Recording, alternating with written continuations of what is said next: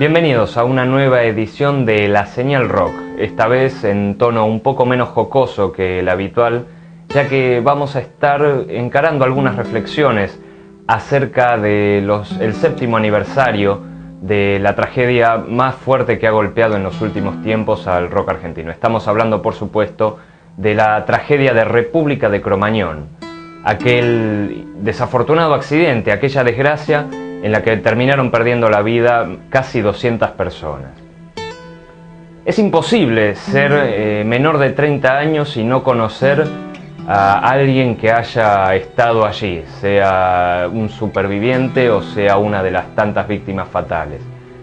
Sea un conocido directo o sea un amigo de un amigo de un amigo de un conocido. Lo cierto es que todos, aquel 30 de diciembre de 2004, nos encontramos con la sorpresa del incendio, de la tragedia, de los 150 muertos, que fueron 150 en el momento y después 194 contando a todas las personas que murieron en los días siguientes a causa de sus heridas o de las secuelas del accidente. Conviene entonces remontarnos un poco a los hechos duros. La noche del 30 de diciembre de 2004, el grupo Callejeros, que se encontraba en franco ascenso aquel año, cerraba su temporada con un recital en el viejo Reventón de Buenos Aires, convertido hacía un par de años por Omar Chabán en República de Cromañón, un nuevo emprendimiento donde este empresario y artista buscaba afirmarse y convertirse en promotor de nuevas bandas o tal vez de bandas ya establecidos. Pensemos que también ahí había tocado nada menos que Sky Bailinson, ahí había presentado su primer disco. La noche del recital, una bengala utilizada imprudentemente incendió una de las medias sombras que colgaban del techo, provocando un incendio y sobre todo una nube de humo tóxico, que fue una de las principales causas de asfixia de muchos de los jóvenes que estaban allí. También contribuyó al desastre el hecho de que algunas de las puertas de salida se encontraban clausuradas. Las reacciones, como sabemos, fueron extremas. Se pidió la cabeza del jefe de gobierno porteño de aquel entonces, Aníbal Ibarra, se pidió la cabeza de Omar Chabán y algunos sectores pedían la cabeza de la banda Callejeros. Desde aquí lo que queremos hacer es un llamado a la reflexión y alejarnos de estos extremos exponiendo un poco cada uno de ellos. Por empezar, tenemos de un lado quienes pedían casi la pena de muerte para Callejeros o que se indignaron con el fallo que los absolvió, lo cual tiene una parte de verdad, pero no podemos decir que la banda haya sido netamente culpable. Más bien tendríamos que hablar de una cuestión de responsabilidades compartidas, tanto entre la banda como entre el gobierno porteño del momento, como entre el propio Omar Chabán. Cada quien tiene una parte de responsabilidad y le podría haber pasado a ellos como le podría haber pasado a cualquier banda, cualquier intendente o cualquier gerenciador de boliche porteño del momento. Callejeros tiene la responsabilidad de arengar al uso de bengalas, que de todos modos era común en el rock nacional, aunque no necesariamente arengado por las bandas. Una brevísima diferencia: Ricardo Mollo, por ejemplo, en un recital de Divididos no te iba a decir que no prendas una bengala, pero te iba a hacer alguna seña de ojo. Esto no quiere decir que Mollo sea un superhéroe, pero marca una pequeña diferencia de actitud. Omar Chabán es responsable en tanto era el encargado del local y todo indica que él hizo cerrar las puertas en pos de evitar que hubiera gente que se colara al recital y no pagara su entrada. Y asimismo Aníbal Ibarra era responsable de no tener debidamente controlado no solo República de Cromañón, sino en general todos los boliches de la noche porteña. Ahora bien, no quiere decir que ninguna de estas tres partes haya tenido una intención real de provocar este incendio. Ciertamente Callejeros puede decir a su favor que también perdió familiares. Omar Chabán puede hablar de que él hubiera sido tan culpable como la mayoría de los empresarios. Y de Aníbal Ibarra se puede decir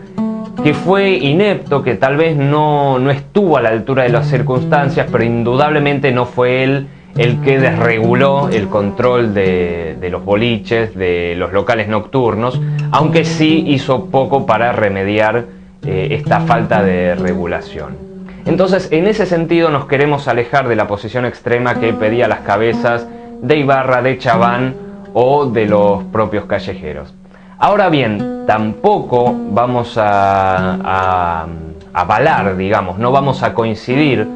con la postura de muchos fans de la banda que sistemáticamente decían basta de culpar a callejeros. Porque es cierto, la banda no fue culpable, al menos no de que hubiera lo que en el lenguaje del derecho se llama dolo, una intención manifiesta de provocar lo que al fin de cuentas fue el principio del fin de su carrera. Pero también es cierto que les cabe un grado de responsabilidad en la medida que muchos testimonios afirman que la pirotecnia entró con el consentimiento de ellos y que ellos previamente, como decíamos, lo venían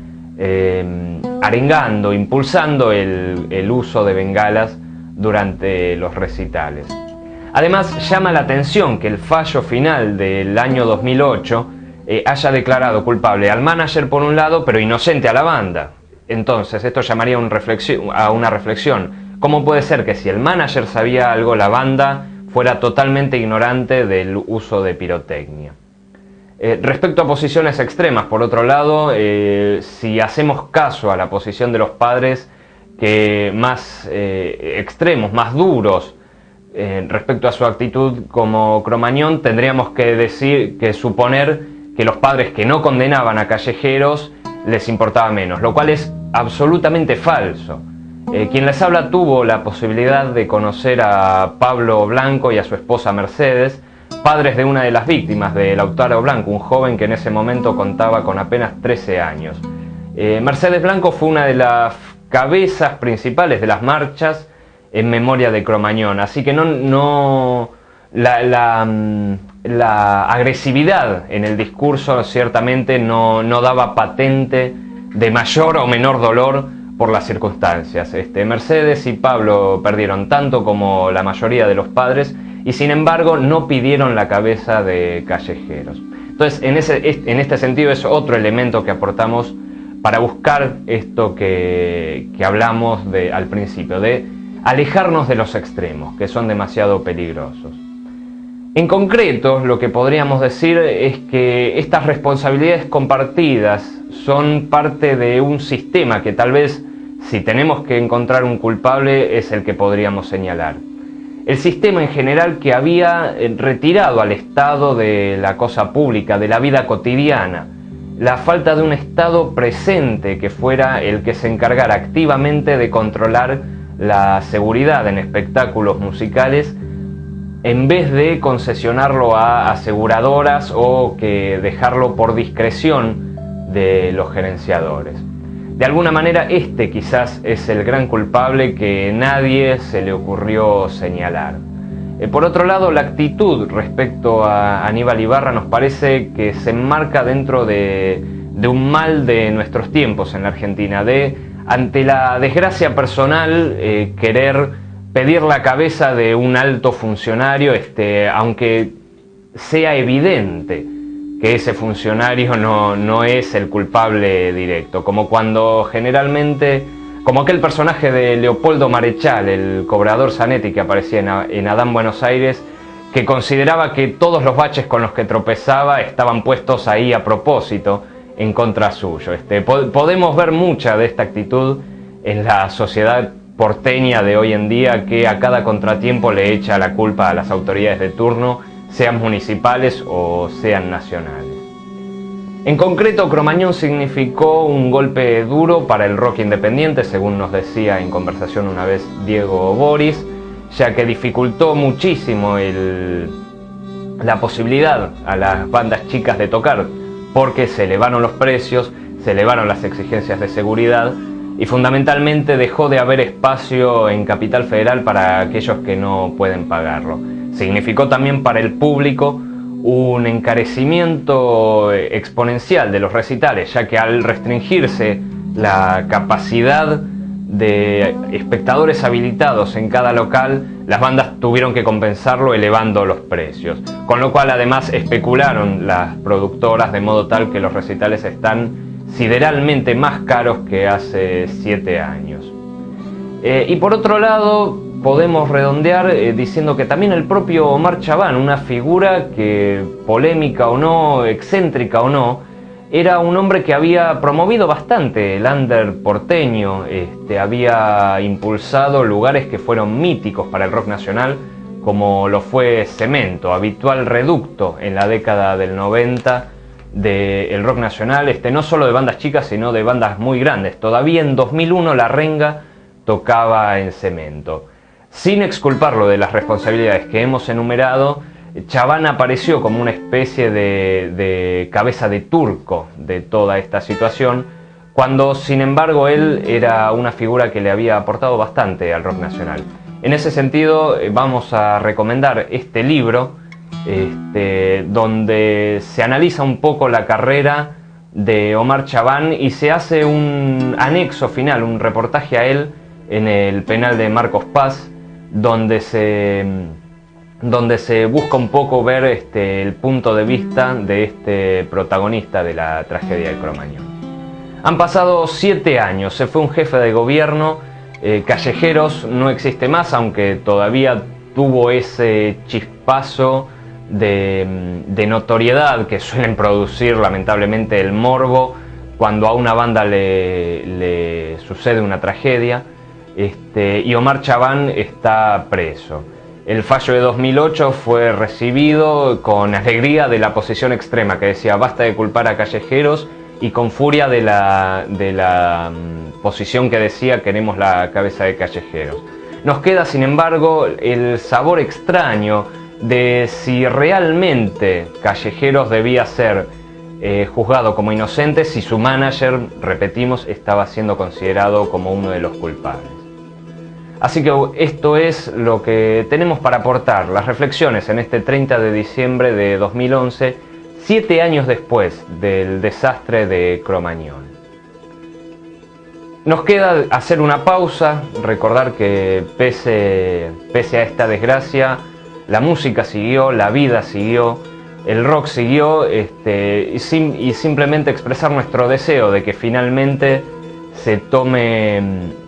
la reflexión necesaria, la reflexión madura para organizar con tranquilidad espectáculos de rock, que al fin y al cabo son eso, espectáculos musicales, de los que por otro lado la Argentina ya debería estar libre de peligros, toda vez que ya es un país con amplia experiencia en organización de recitales, sean de bandas consagradísimas del exterior o de Argentina, o incluso de bandas chicas. Aquí entonces desde La Señal, luego de estas reflexiones, los invitamos a que piensen, a que sin embargo no se dejen abatir por esta tragedia, a que recuerden que la vida sigue adelante y que teniendo eso en mente tengan un feliz 2012, les deseamos desde aquí un feliz año nuevo y nos estaremos reencontrando en enero para las nuevas sorpresas y propuestas que tengamos en La Señal Rock. Por supuesto pueden seguirnos a través de nuestro Facebook, La Señal Rock, o bien a nuestra casilla de correo en Gmail, así como también nos pueden escribir, pueden encontrar nuestro contenido en el blog de La Señal, en laseñalmedios.blogspot.com. Los saludó Martín Gorojovsky, en nuestra producción Ricardo Maldonado y en la edición Claudio Fortuna. Los tres les deseamos tengan un feliz año nuevo y que sea rock.